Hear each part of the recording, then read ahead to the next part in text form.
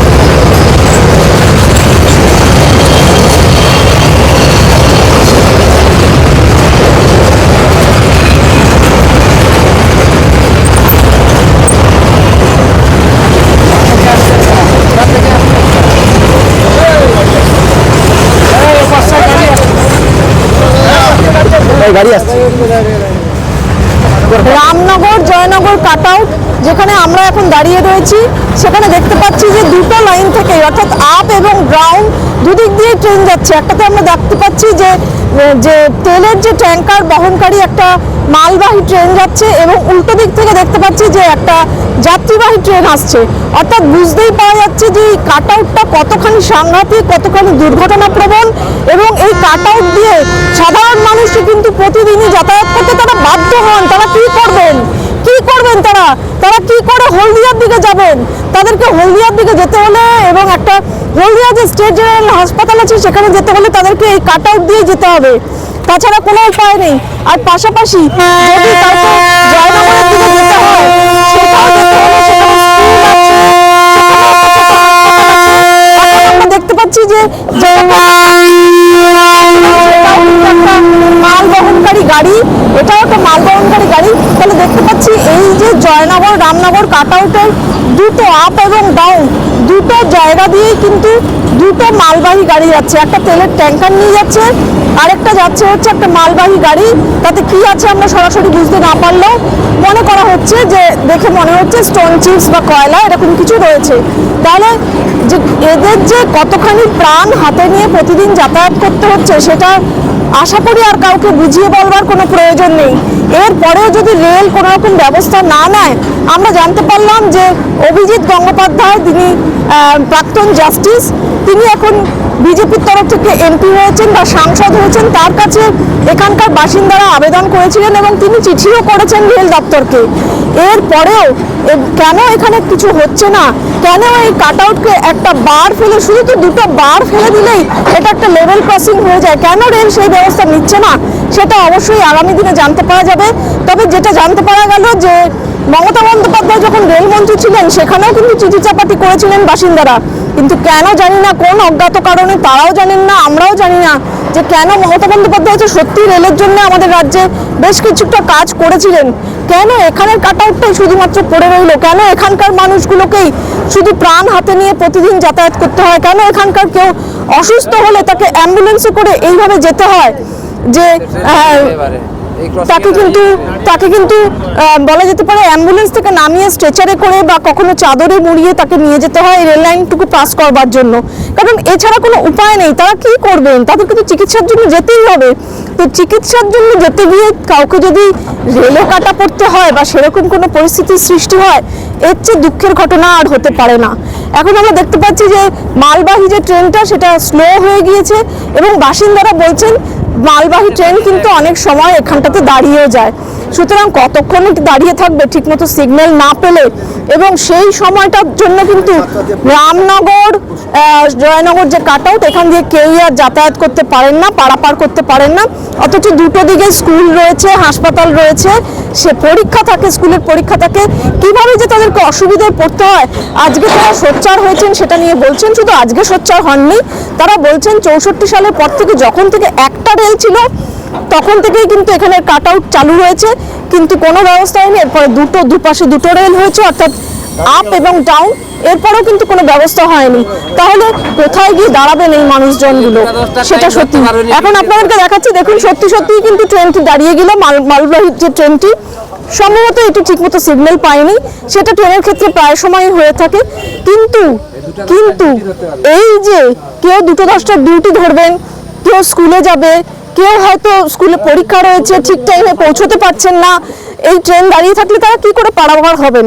ট্রেনের তলা দিয়ে তো আর পার হয়ে আসা যায় না। আমি আমাদের ক্যামেরা পার্সনকে দেখাতে বলবো, এই যে ট্রেনের তলা, এখান দিয়ে কি কখনো পারাপার হওয়া যায়? এরপরে কি তাদেরকে এতখানি জানের ঝুঁকি নিতে হবে, জীবনের ঝুঁকি নিতে হবে? এরপরও কি রেল সেটাকে চোখ তুলে দেখবেন না, কোনো ব্যবস্থা নেবেন না? এই যে দেখতে পাচ্ছি আমরা যে মালবাহী ট্রেনটা এখানে দাঁড়িয়ে গেছে, সিগন্যাল পাইনি, কি বলবেন দাদা? এরকম তো আপনাদের প্রতিদিনই ফেস করতে হয়। এরকম আমরা প্রত্যেক দিনই জামে পড়ে যাই, এবং শুধু আমরা কেন, আমরা ডিউটির লোকরা তো জামে পড়ছি, তার সাথে সাথে স্কুলের ছেলেমেয়েরা ওরাও স্কুল ফেল হয়ে যায়, পরীক্ষা থাকলে এক সময় পরীক্ষার সময়ও ফেল হয়ে যায়, মাস্টাররাও যাতায়াত করতে পারে না। এ নিয়ে আমরা অনেক আবেদন করেছি, আমাদের আবেদন এখনো পর্যন্ত সাকসেসফুল হচ্ছে না। আমরা শুধু এই আবেদন নয়, আমরা যত মানে ভারপ্রাপ্ত সব রয়েছে অফিস, ওদেরও সই স্বাক্ষর করে জমা দিয়েছি, সে জায়গায় আমরা এখনো পর্যন্ত কোনো রেসপন্স পাচ্ছি না। লাস্ট আমরা গাঙ্গুলি সাহেবকে জানিয়েছি।